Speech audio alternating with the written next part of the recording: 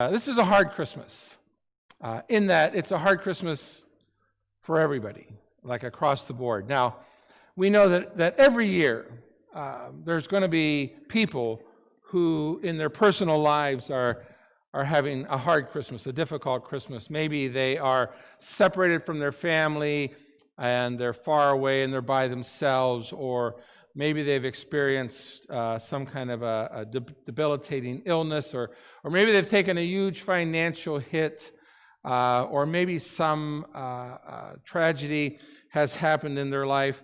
So like every single Christmas, there's somebody who's having a hard Christmas, having a difficult Christmas. But we're referring to a universal hard time.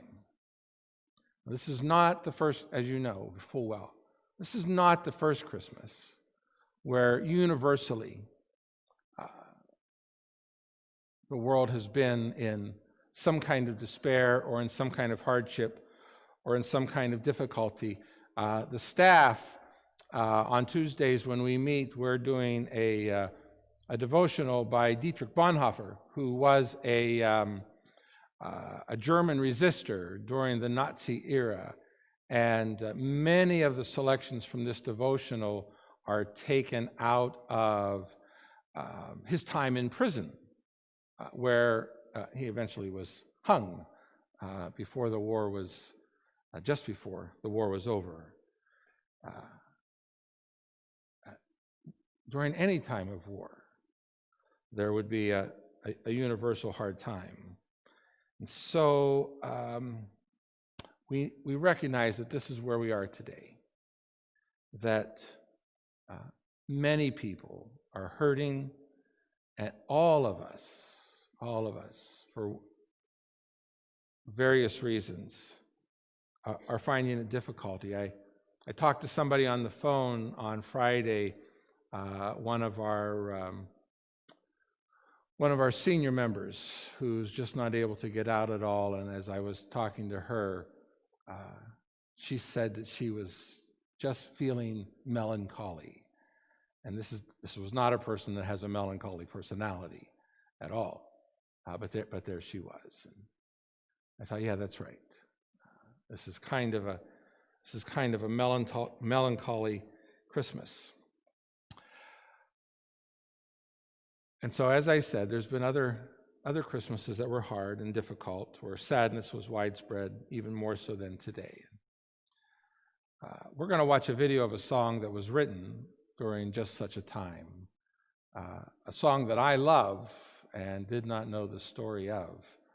But we're going to listen to a video that will share the story and the song, I Heard the Bells on Christmas Day.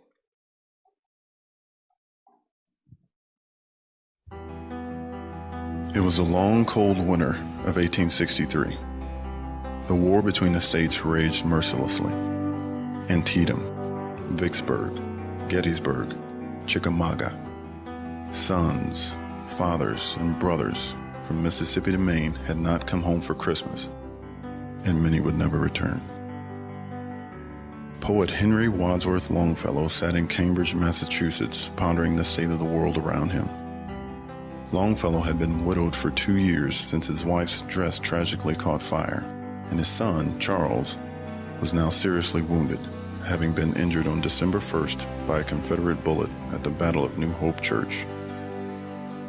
As he sat nursing his son on the long road to recovery, listening to the church bells pealing forth Christmas tidings, he struggled with the message of the angels proclaiming, "Peace on earth, goodwill towards men." And he took up his pen and wrote. I heard the bells on Christmas Day,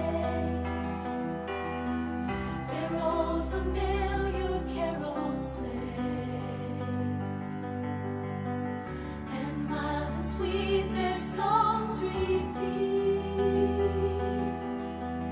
of peace on earth, goodwill to men.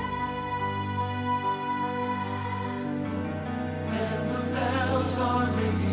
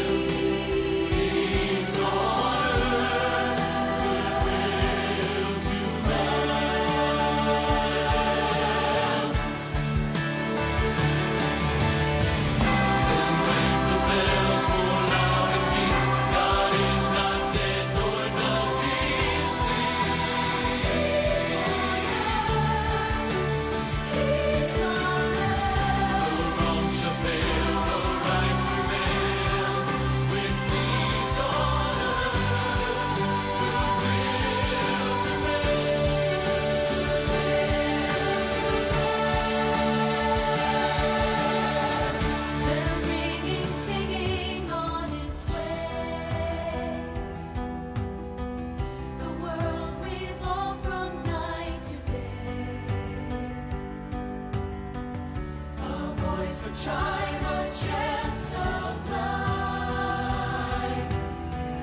of peace on earth, goodwill to men, and the bells are ringing. Peace on earth, like a choir they're singing. Peace on earth, with our hearts we'll give it.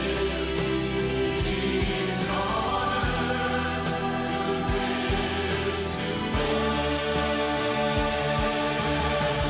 Do you hear the bells they're ringing?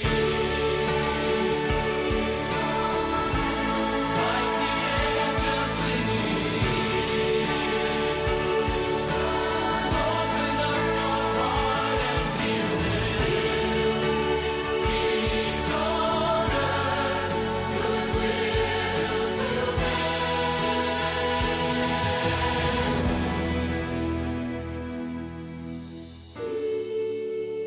Peace on earth.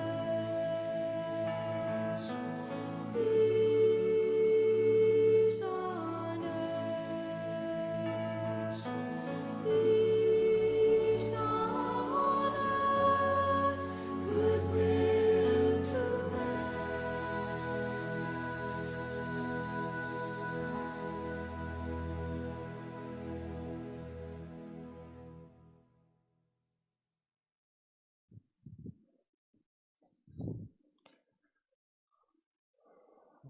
I want to say that it gives me great pause to realize how little goodwill there is toward one another in these days that we live in. In fact, when I think about the lack of goodwill, it makes my heart ache. It makes my heart hurt. I have determined for myself that as one who would kneel at the manger and at the cross, and as one who would stand at the tomb, and as one who would be on the hillside looking up at the ascending Christ and waiting and working for the return of Christ, I have determined that I am going to be a person of goodwill and of peace.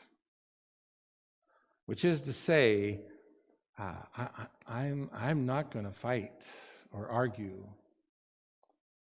I'm a good arguer, and I actually love to argue. And if I argue with you, like, obviously I think I'm right. Like, why would you argue with someone if you didn't think you were right? So when I argue, I always think I'm right. But I'm withdrawing. I'm not going to engage in bitter words.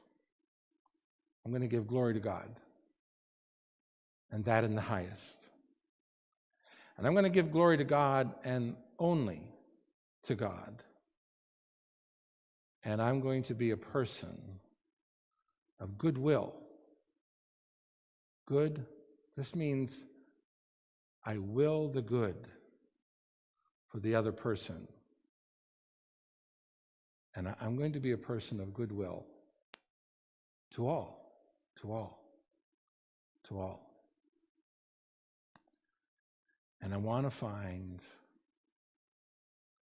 some followers of Jesus that will join me in following others who think and feel the same. Well, we're going to close our service here with time of communion, and Melanie Lalone is going to come. And if you're at home, you want to get your communion elements ready, and if you're here, I just want you to hold them out. We're going to do something just a little different. So don't get ahead of me. I don't hear bells jingling, I hear cups tearing. Don't get too far ahead of me. Today, as we partake of the elements, I'm going to invite you to perhaps come to the altar and you can come to the altar and you can partake of the elements there, or you can partake of the elements, take communion in your seat, but you may want to do this, like even after you take communion in your seat, you may want to come forward to the altar, and you'll understand this as Melanie sings, but you may want to come to the altar and take your empty cup and to lay it on the altar and leave there your emptiness, and leave there your sadness, leave there your anger, leave there your bitterness. Drink the cup, and when the cup is empty, pour into it what's in you that you really don't want to be there.